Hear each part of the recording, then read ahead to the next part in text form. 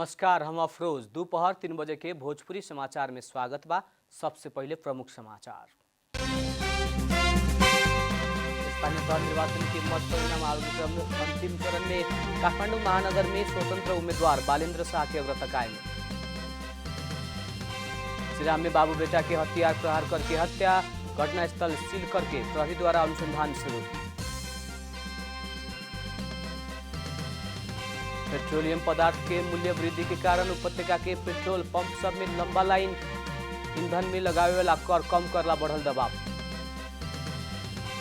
विद्रोह करके ही पढ़े के तैयारी में अफगान बाल बालिका सब, विद्यालय ना खोलेला इस्लामिक स्टेट आईएस के चेतावनी।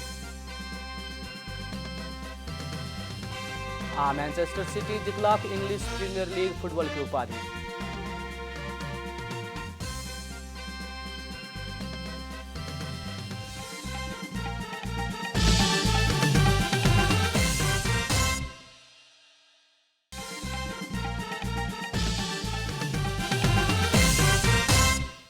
अब पूरा समाचार। निर्वाचन आयोग बीतल वैशाख 30 में संपन्न स्थानीय तह निर्वाचन के मत परिणाम अंतिम चरण में आ पहुंचल जनौले बा। अभी तकले सार्वजनिक पालिका के नतीजा मुताबिक नेपाली कांग्रेस पहिलका स्थान में बाटे त नेकपा एमाले दोस्रका और नेकपा माओवादी केन्द्र तेस्रका स्थान में बा। अभी तक के नतीजा मुताबिक नेपाली कांग्रेस 320 पालिका में विजय बनल बाटे, नेकपा एमाले 198 पालिका में विजय बनल बा। वैसे ही नेकपा माओवादी केन्द्र अभी तकले 120 पालिका में जीत हासिल कैले बाटे, नेकपा एकीकृत समाजवादी 17 पालिका में विजय बनल बा। वैसे ही जसपा अभी तकले 29, लोसपा 14 और राप्रपा 4 पालिका में विजय भइल बा। काठमाडौँ महानगर में स्वतन्त्र उम्मेदवार बालेन्द्र शाह के अग्रता रहल बाटे त बाँकी 4 महानगरपालिका में सत्ता गठबन्धन के साझा उम्मेदवार सब अग्रता कायम कैले बा।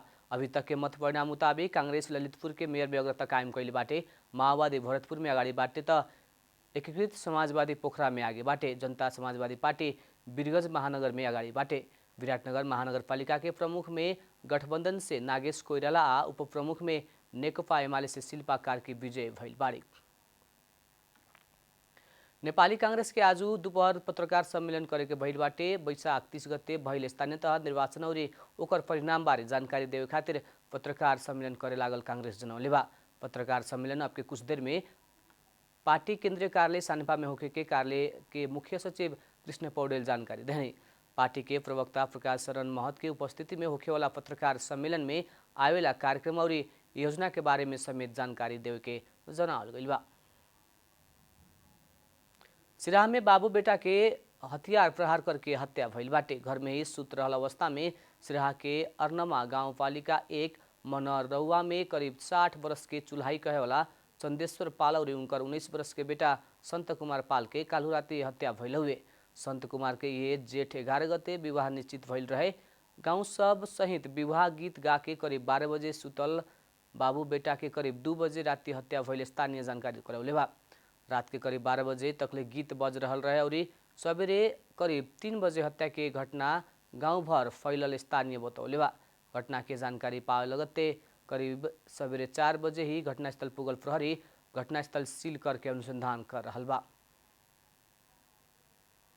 मंकी पक्ष के संक्रमण फैल सके कहत सरकार विशेष सावधानी अपनाव खातिर आम नागरिक सबके आग्रह कैले बा।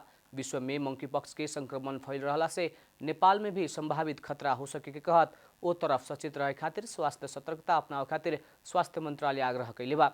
स्वास्थ्य तथा जनसंख्या मंत्रालय के सहप्रवक्ता डाक्टर समीर कुमार अधिकारी मंकी पक्ष के संक्रमण से बचे खातिर व्यक्तिगत सरसफाई और क्वारंटाइन में रहे वाला बात के ध्यान देवे पड़े के बतौले बानी। वहाँ के विदेश से आवे वाला नेपाली नागरिक और विदेशी नागरिक के कमती में 2 हफ्ता अनिवार्य क्वारंटाइन में बैठे के, शक भर बाहर कोनो भी सामान सब ना छुए के और छुला पर साबुन पानी से तत्काल सफा करे के बतौनी।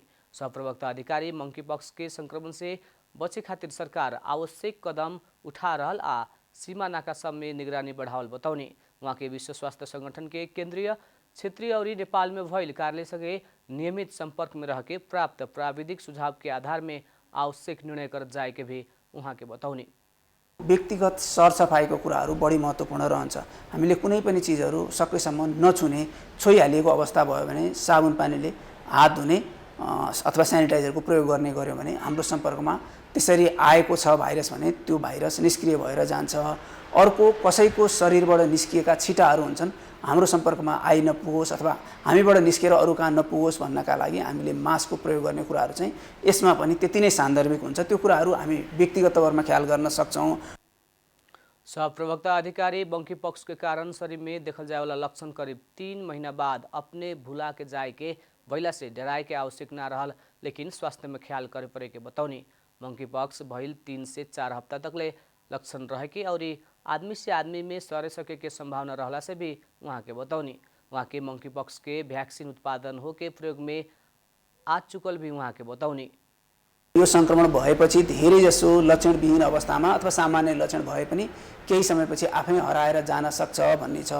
कसैलाई 3 देखि 4 हप्तासम्म पनि लक्षण रहन सक्छ भन्ने छ। यो भाइरस हाम्रो शरीरमा सम्पर्कमा आइसकेपछि 2 देखि 3 हप्ता भित्रमा यसले लक्षणहरू देखाउने हुन्छ। त्यसै अनुसार अरू व्यक्तिमा संक्रमण सर्न सक्ने समयावधि पनि त्यही 2 देखि 3 हप्ता, एकदम अधिकतममा 3 हप्तासम्मको अवधि रहन्छ। मंकी पॉक्स संक्रमण आदमी से आदमी में होखे वाला संभावना न्यून रहल अभी तक के अध्ययन देखौले बा।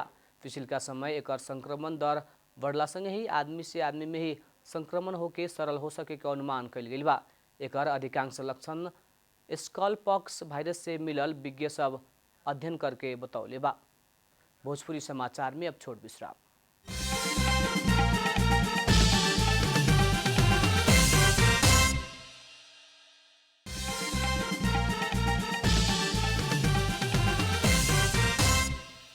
भोजपुरी समाचार में अब थप समाचार। सप्तरी के रूपनी गाउँपालिका विजय उत्सव मनावे की खातिर सार्वजनिक विदा देहले बाटे। गाउँपालिका के नवनिर्वाचित अध्यक्ष दिनेश कुमार यादव के आदेश में पालिका क्षेत्र भीतर के सरकारी संस्था, शिक्षण संस्था और स्वास्थ्य संस्था समेत विदा देहल गइल बा। प्रमुख प्रशासकीय अधिकृत अरविंद कुमार चौधरी जारी कैल विदा के सूचना में विजय उत्सव मनावे खातिर गाउँपालिका के नवनिर्वाचित अध्यक्ष दिनेश कुमार यादव के आदेश अनुसार जेठ 8 गते सोमवार के गाउँपालिका क्षेत्र भीतर के सरकारी कार्यालय, शिक्षण संस्था, संघ संस्था और स्वास्थ्य संस्था सब में सार्वजनिक विदा देहल उल्लेख कल गइल बा। प्रदेश 2 में निर्वाचन के मत परिणाम सार्वजनिक होके निर्वाचित भइला के बाद विजय उत्सव मनावे के खातिर अन्य कौनो स्थानीय तह सार्वजनिक विदा नहीं खे देहले। पार्टी निर्माण भइल 8 महीना में ही स्थानीय तह निर्वाचन में सहभागी बनल नेकपा एकीकृत समाजवादी अपेक्षाकृत नतीजा प्राप्त करे नहीं सकल। एमाले से विभाजित भइल समय 23 पालिका प्रमुख सब एकीकृत समाजवादी में गइल रहे त अभी के स्थानीय तह निर्वाचन में उक्त संख्या 17 में झरल बाटे।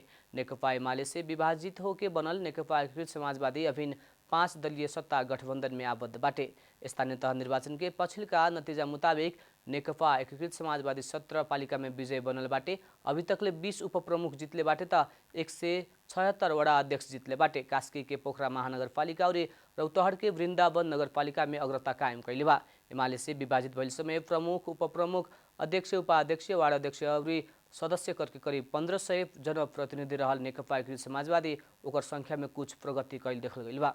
अभी तक के नतीजा मुताबिक देशभर 1800 से ज्यादा जनप्रतिनिधि निर्वाचित भइल बाटे। स्थानीय तह निर्वाचन में चुनावी तालमेल कैल सत्ता गठबंधन भीतर गड़बड़ के आशंका करत एकीकृत समाजवादी अपेक्षाकृत नतीजा प्राप्त करे ना सकल पार्टी के शीर्ष नेता लोग बता रहल बा।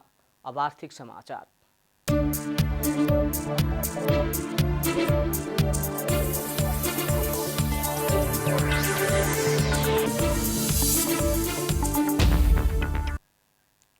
सरकार पेट्रोलियम पदार्थ में कैल पछिल्का मूल्य वृद्धि के कारण उपत्यका के पेट्रोल पंप सब में लंबा लाइन और भीड़ बढ़ल बाटे। नेपाल आयल निगम आइतवार के मध्यरात से लागू होखे वाला हिसाब से पेट्रोलियम पदार्थ के दाम में भारी मात्रा में वृद्धि कैला बाद पेट्रोल पंप सब कृत्रिम अभाव सृजना कैला से पंप सब में खरीदकर्ता के लाइन लागल है। निगम पेट्रोल, डीजल और मट्टी तेल प्रति लीटर में 10 रुपया मूल्य वृद्धि कैले बा।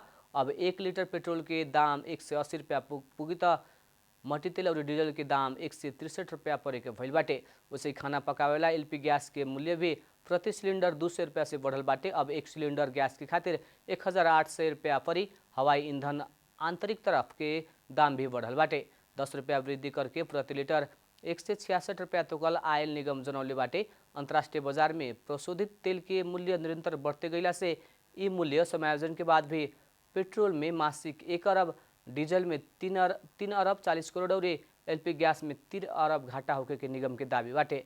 पेट्रोलियम पदार्थ में बढ़ल मूल्य से चौतरफी रूप में अन्य वस्तु के दाम बढ़े के कहत अभिन ईंधन में लगावल गई कर कम करे खातिर दबाव समेत बढ़े लागल बा।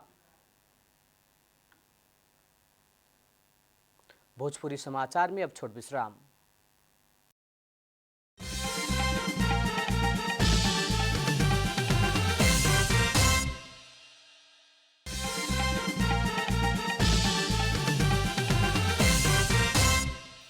भोजपुरी समाचार में अब अंतर्राष्ट्रीय समाचार। अफगानिस्तान में बाल बालिका सब विद्रोह करके ही पढ़े के तैयारी में जुटल बाटे। तालिबान के ही बहुते सदस्य सब छात्रा के विद्यालय खोले के दबाव दे रहल समय छात्रा सब विद्रोह करके पढ़े के तैयारी में जुटल बाटे।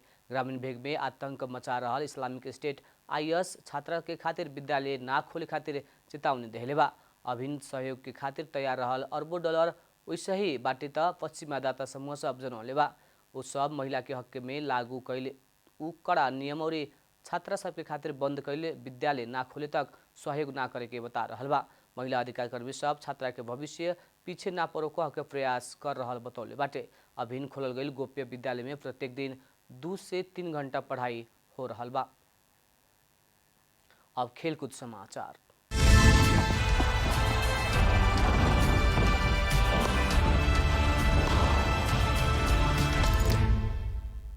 इंग्लिश प्रीमियर लीग फुटबॉल की उपाधि मैनचेस्टर सिटी जीतले बाटे। कालू राती सीजन के अपन अंतिम खेल में एल्स्टन विला के 3-2 गोल अंतर से हरावत सिटी चैंपियन बनल हा। सिटी छठा बेर प्रीमियर लीग की उपाधि जीतले बाटे। वैसे ही पेप ग्वार्डियोला के नेतृत्व में सिटी चौथा बेर उपाधि जीतलक हुए।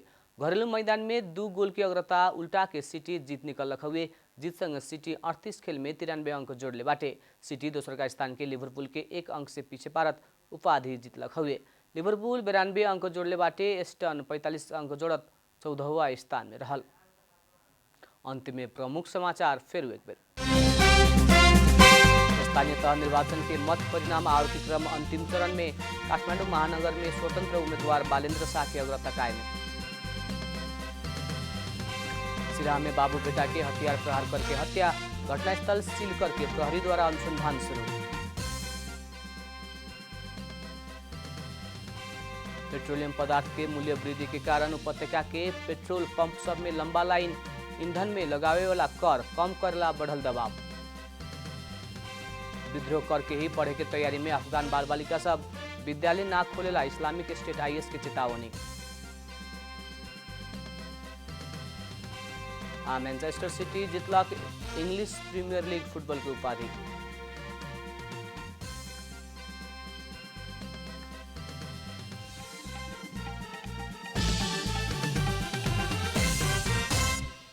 भोजपुरी समाचार अभी खातिर इतना ही। जनता द्वारा जनता खातिर प्रसारित जनता टेलीविजन देखत रहें। प्रणाम।